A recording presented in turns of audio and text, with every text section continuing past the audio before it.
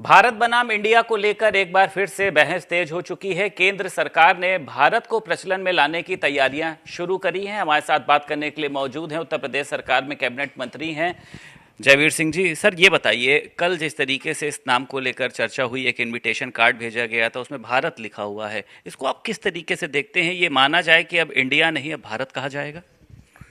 देखिए, ये जो लोग खास रूप से विपक्ष के लोग भारतीय संविधान की बात कर रहे हैं, उस संविधान में भी साफ है कि अगर भारत लिखा जाएगा दैट मीन्स इंडिया, इंडिया लेकिन भारत पहले आएगा, इंडिया उसका अर्थ होगा। इसका मतलब साफ है कि भारत था, भारत है, भारत रहेगा, इसमें कोई दो राय नहीं है। केवल इतना ही अभी इंडिया ने ख़त्म किया गया है, न ऐसा कुछ हुआ है।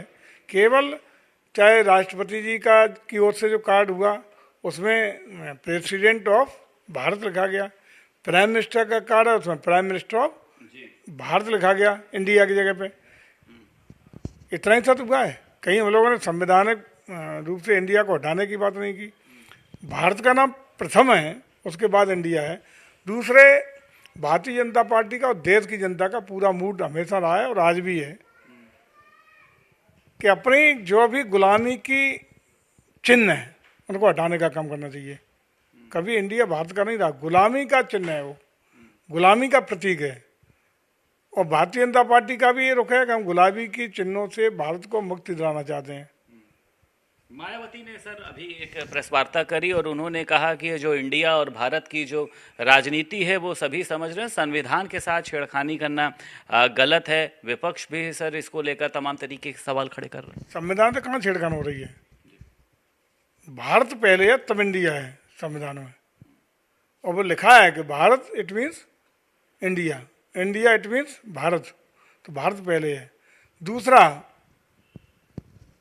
2004 में आदरणीय मुलायम सिंह यादव जो उत्तर प्रदेश के मुख्यमंत्री थे, तो उत्तर प्रदेश की सरकार ने विधिवत विधानसभा से प्रस्ताव पारित करके भारत इंडिया को हटा करके भारत को जोड़ने का, भारत का ही नाम इस्तेमाल करने के लिए प्रस्ताव करके भारत सरकार को स्टेट की तरफ से भेजा हुआ है। तो मैं समझता हूँ कि ये कोई राजनीतिक विषय नहीं है। क्योंकि समाजवादी पार्टी तब भी भारतीय जनता पार्टी की विरोधी पार्टी थी और आज भी विरोधी पार्टी है, लेकिन विरोध राजनीतिक हो सकता है, लेकिन राष्ट्र हित, देश हित की जब बात आती है, देश के मान सम्मान प्रतिष्ठा की बात आती है, तो सभी लोगों को तदनुसार व्यापक सोच के साथ निर्णय लेना चाहिए। तो माननीय नेताजी मुलायम सिंह यादव भी उत्तर प्रदेश की अपनी सरकार में, अपने मुख्यमंत्री काल में इसका प्रस्ताव पारित करा के एज चीफ मिनिस्टर भारत सरकार को प्रस्तुत कर चुके हैं। तो मैं समझता हूँ नैतिक आधार पर सभी दलों को इसका समर्थन करना चाहिए। इसमें न कोई संविधान को ख़त्म करने की बात है, न संविधान को बदलने की बात है। ये जो प्रतीक हैं, जो चिन्ह हैं, जो गुलामी के प्रतीक हैं, उनको हटाने का बात है, तो उसको यूजुअली हम भारत इस्तेमाल करेंगे तो ज़्यादा गौरवशाली बात होगी। हम लोग भारत माता की जय बोलते हैं। भारत हमारा ऐतिहासिक पौराणिक रूप से भी भारतीय है। भारत के नाम पर भारत नाम पड़ा था, ये हम लोग बचपन में किताबों में पढ़ते आए हैं। तो मैं चाहता हूँ इसमें किसी को आपत्ति नहीं होनी चाहिए। विपक्ष ये कह रहा है कि जब से हमारे गठबंधन का नाम जो I.N. आप लोग कहते हैं इंडिया पड़ा है, तब से जो है भारतीय जनता पार्टी जो है वो घबरा गई, इसलिए वो इंडिया नाम को हटाना चाहती। नहीं, ऐसा कुछ नहीं है। ना हटाने की बात हो रही है, हटाने की कहाँ बात आई है? केवल government of president of Bharat लिखा है इंडिया की जगह, हटाने की बात आई नहीं गई। संविधान में कोई अलग हटाने का कोई विषय भी आया नहीं है। लेकिन यदि हटता भी है तब भी अगर जो अंग्रेजियत का विदेशी जो चिन्ह है, जो प्रतीक है, उसको हटाने की परंपरा चल रही है देश में, चलनी नहीं चाहिए। हमारे स्वाभिमान, सम्मान और देश के गौरवशाली इतिहास को हमें अजर अमर बनाने के लिए भारतीय संस्कारों, मूल्यों, आदर्शों के साथ हमारी जो विरासत है उसको आगे बढ़ाते हुए अपने सम्मान के लिए उन प्रतीकों को इस्तेमाल करना चाहिए। और ये भारत है, भारत का इतिहास है, उसी के आधार पर हमारा नाम भारत होना ही चाहिए। ये देश की भी अपेक्षा है, जन जन की आकांक्षा है। अच्छा सर, एक बात और, जिस तरीके से हिंदू धर्म को लेकर आपने देखा कि तमिलनाडु में जो स्टालिन ने अपना एक बयान दिया कि ये जो है एक डेंगू की तरह है, एक मलेरिया की तरह है, आपको लगता है कि धर्मों पर इस तरीके की बयानबाजी जो है वो ठीक है? इसको लेकर भारतीय जनता पार्टी को कुछ कड़ा रुख इख्तियार करना चाहिए? देखिए, कतिपय लोग, कतिपय राजनीतिक पार्टियों के लोग केवल एक वर्ग विशेष को खुश करने के लिए, लोकसभा के चुनाव में वोट हासिल करने के लिए, न तो वो राष्ट्रीय हितों की चिंता कर रहे हैं, न देश हित लोक हित की चिंता कर रहे हैं। गैर जिम्मेदाराना गलत बयानबाजी करके एक संकीर्ण मानसिकता के तहत देश में सामाजिक वातावरण खराब करने का प्रयास कर रहे हैं, राजनीतिक वातावरण खराब करने का प्रयास कर रहे हैं, और ये घोर निंदा का विषय है।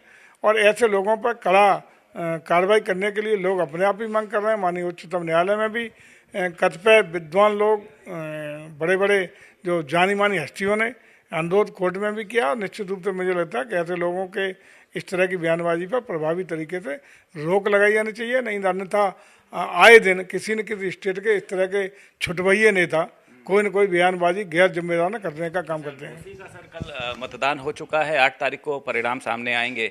विपक्ष ने बहुत हमले किए आप लोगों के ऊपर, चाहे वो ईवीएम को लेकर हो, तमाम चीज़ों को लेकर। क्या लगता है आपको, क्या तस्वीर होगी सर?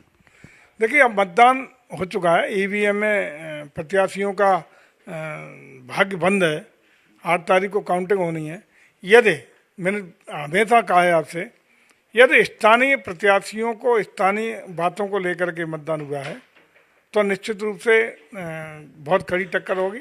यदि प्रदेश और राष्ट्रीय लेवल की उपलब्धियों, जन कल्याणकारी कार्यों, सरकार की उपलब्धियों को लेकर के अगर मतदान हुआ है तो हम प्रचंड बहुमत के साथ जीतेंगे। प्रधानमंत्री नरेंद्र मोदी ने अयोध्या में एक बड़ा सर संग्रहालय बनाने की जो एक बात है, म्यूजियम बनाने की बात करी।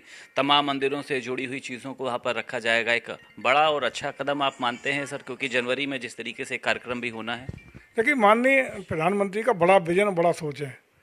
उनका जो कल का कंसेप्ट है वो ये है कि पूरे अपने हिंदुस्तान भर के जितने भी बड़े मंदिर हैं, विभिन्न धर्मों के मंदिर हैं, जिनके प्रति लोगों की आस्था श्रद्धा जुड़ी हुई है, उन सबको एक ही संग्रहालय में, एक ही जगह दर्शनार्थ उपलब्ध अगर करा दिया जाएगा तो उससे पूरा देश दर्शन, धार्मिक दर्शन, पूरे देश के सभी जो भी हमारे मठ मंदिर हैं उनके एक साथ हो जाने का काम हो जाएगा। और इससे बड़ी उपलब्धि कोई नहीं हो सकती। और इसको साकार करने का काम प्रदेश सरकार करेगी।